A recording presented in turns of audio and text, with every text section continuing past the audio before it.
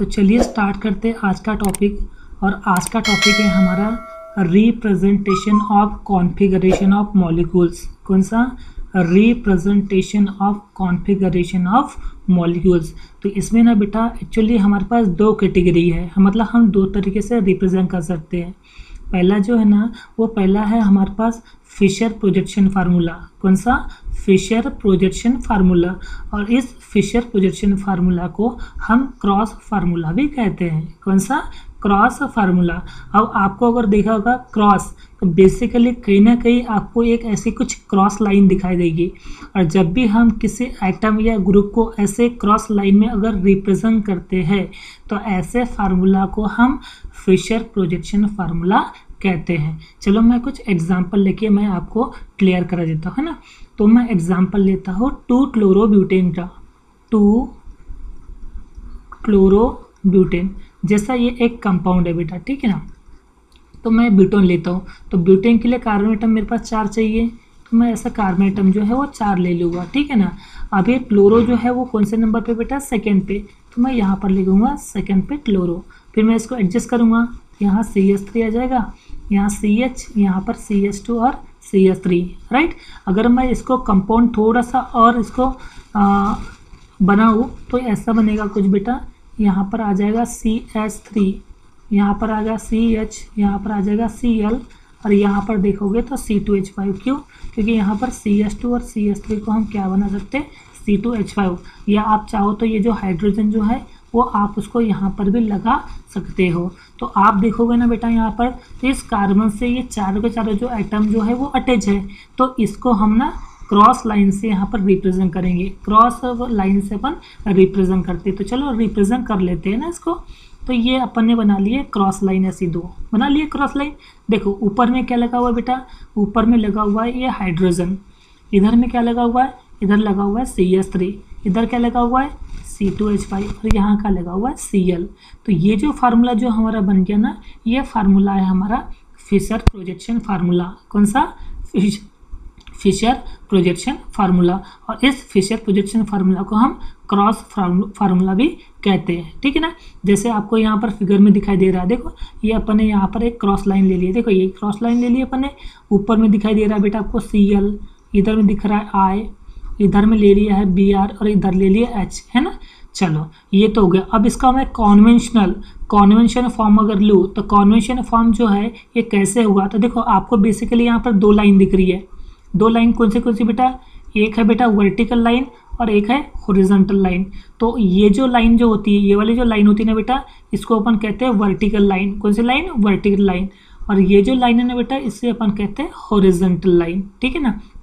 तो हम उसको कॉन्वेंशनली अपन कैसे रिप्रेजेंट करेंगे वर्टिकल लाइन और हॉरिजॉन्टल लाइन को, तो वो अपन यहाँ पर अभी डिस्कस कर लेते हैं, ठीक है ना। तो हम यहाँ पर डिस्कस कर लेते हैं। तो देखो ये जो हमारा ये जो वर्टिकल लाइन जो दिख रही है आपको, इस वर्टिकल लाइन को मैं यहाँ पर बीच में जो नोड है, ये नोड मतलब कार्बन एटम बेटा, ये कार्बन एटम आ गया, है ना।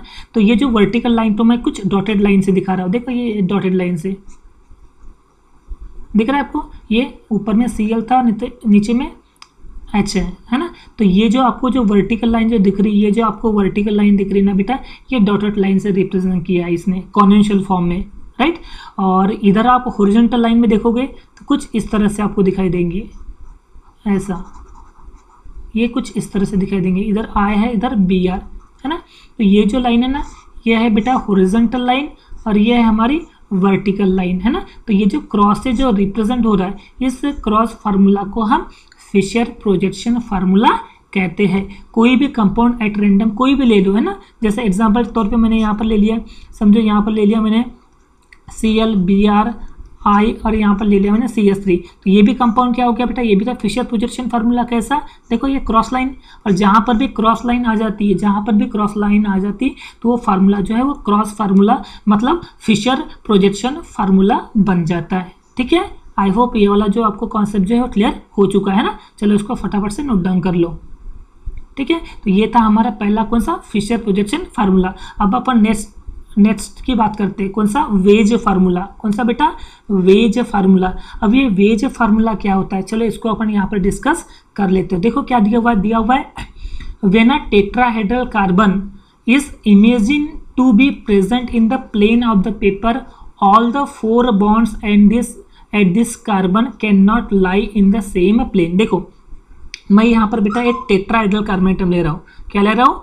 Tetrahedral carbon atom. देखो जिसकी 4 वैलेंसी, देखो ये 1 2 3 और ये 4, ठीक है। और इसको मैंने रख दिया बेटा प्लेन ऑफ द पेपर पे। किस पे? प्लेन ऑफ पेपर पे मैंने इस कंपाउंड को मैंने यहाँ पर रख दिया। तो ये जो टेट्राहेड्रल कार्बन एटम जिसके 4 वैलेंसी होती है उसे अपन टेट्राहेड्रल कार्बन एटम बोलते हैं बेटा। तो ये जो टेट्राहेड्रल कार्बन एटम जो आपको दिख रहा है, तो देखो ये पूरे सेम प्लेन में, कैसे? पूरे के पूरे सेम प्लेन में। देखो ये ऊपर में, नीचे में, लेफ्ट में, राइट में, तो ये सेम प्लेन में है ना।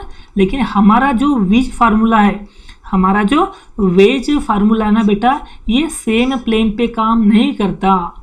यहाँ पर चारों के चारों जो बॉन्ड्स है ना, वो सब किस में होना? ये होना बेटा डिफरेंट प्लेन में, सेम प्लेन में नहीं, डिफरेंट लाई, मतलब सेम प्लेन में लाई करना ही नहीं चाहिए। तो हम तभी वेज फार्मूला जो है वो बना पाएंगे। बात समझ में आ रही है ना? चलो अपन उसको बनाना स्टार्ट कर देते हैं, ठीक है। तो क्या बोल रहा है? तो ये जो टेट्राहेड्रल कार्बन एटम है ना, तो टेट्राहेड्रल कार्बन एटम ले लिया मैंने, ये ले लिया, समझो टेट्राहेड्रल कार्बन। और टेट्राहेड्रल कार्बन को आपको ऐसे इमेजिन करना है कि वो प्लेन ऑफ द पेपर पे है। तो इस कार्बन एटम को हमने प्लेन ऑफ द पेपर पे रख दिए, ठीक है ना। ऑल द 4 बॉन्ड्स, मतलब इसके चारों के चारों जो बॉन्ड्स है ना, वो can not lie in the same plane, वो सेम प्लेन पे लाई नहीं कर रहा है। तो भाई सेम प्लेन पे लाई नहीं कर रहा है तो कहीं ना कि ये अलग तरीके से डिफ्रेंशिएट होगा। तो देखो किस तरह से, देखो यहाँ पर इस तरह से अपन, देखो ये ऐसी कुछ इस तरह से रिप्रेजेंट कर रहे हैं अपन, दिख रहा? ये आपको बोल्ड, ये जो आपको लाइन दिख रही है ना, ये बोल्ड लाइन दिख रही है। कौन सी? Bold line. और ये कौन सी? डॉटेड लाइन दिख रही है आपको, है ना, डॉटेड लाइन, है ना। या फिर इसको ब्रोकन लाइन भी बोल सकते हैं अपन, ब्रोकन लाइन दिख रही है ना। और देखो ये जो आपको जो दिख रही है दोनों की दोनों, ये है नॉर्मल लाइन। कौन सी बेटा? Normal line. तो जो इस तरह से हम टेट्राहेड्रल कार्बन एटम को अरेंज करेंगे यहाँ पर, ठीक है। दो जो है ये नॉर्मल लाइन तो शो करेगा, एक डॉटेड लाइन और एक बोल्ड लाइन, मतलब थिक लाइन, थिक मतलब मोटी लाइन, ठीक है ना। तो इस तरह से हम रिप्रेजेंट करते हैं। और यहाँ पर जो एटम या जो ग्रुप को अपन अरेंज करेंगे ऐसे अरेंजमेंट में, तो उस फार्मूला को हम वेज फार्मूला कहेंगे। क्या कहेंगे? वेज फार्मूला, है ना। देखो ऊपर में अपन कोई एटम को अरेंज कर लेते हैं, जैसे Br ले लिए अपन, यहाँ पे I ले लिए, यहाँ पे H ले लिए और यहाँ पर Cl, है ना। तो इस तरह से अरेंजमेंट को हम वेज फार्मूला के नाम से जानते हैं। किससे? Wedge formula. तो चलो इसके बारे में हम यहाँ पर थोड़ा सा डिस्कस कर लेते हैं, ठीक है ना। तो नेक्स्ट पॉइंट है हमारा, क्या दिया हुआ है? The bonds in the plane of the paper are represent by normal line. तो अगर मैं बात करूँ carbon atom, tetrahedral carbon atom की, तो यहाँ पर बेसिकली हमने 4 बॉन्ड लिए। कितने बेटा? 4, है ना। तो इसमें से जो आप ये जो लाइन देख रहे हो, ये जो मैं आपको लाइन दिखा रहा हूँ, ये जो लाइन है ना बेटा, ये दिखा रहा है नॉर्मल लाइन। कौन सी लाइन? नॉर्मल लाइन दिखा रहा है, ठीक है ना। और ये जो नॉर्मल लाइन जो है वो किस में है? इन द प्लेन में है, इन द प्लेन। मतलब यहाँ पर जो 2 नॉर्मल लाइन जो आपको दिख रहा है वो किस में है? In the plane. ये वाली भी लाइन और ये वाली लाइन, ये दोनों की दोनों लाइन किस में है? इन द प्लेन में है। ये आपको भूलना नहीं है। क्या बोले अपन ने? कि ये जो अपन ने यहाँ इस टेट्राहेड्रल कार्बन एटम में से जो 4 बॉन्ड में से जो 2 बॉन्ड है वो नॉर्मल लाइन लिए अपन ने, जो कि इन द प्लेन में है। कौन सा?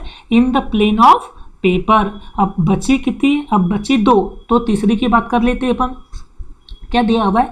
The bond projecting above the plane of the paper are represent by solid wedge line. देखो ये बोल रहा है above the plane. Above the plane कहाँ बेटा? देखो ये जो आपको ये जो मैं लाइन जो यहाँ पर ड्रॉ कर रहा हूँ, ये जो लाइन मैं ड्रॉ कर रहा हूँ, ये किस में बेटा? ये बेटा above the plane of paper, above the plane of paper, plane of paper, ठीक है ना। तो ये जो लाइन जो दिख रहा है आपको, ये कौन सी दिखा रहा है? Solid wedge. कौन सा बेटा? सॉलिड वेज, है ना। और ये सॉलिड वेज लाइन तो आप चाहो तो थिक लाइन भी बोल सकते हो या फिर बोल्ड लाइन भी बोल सकते हो।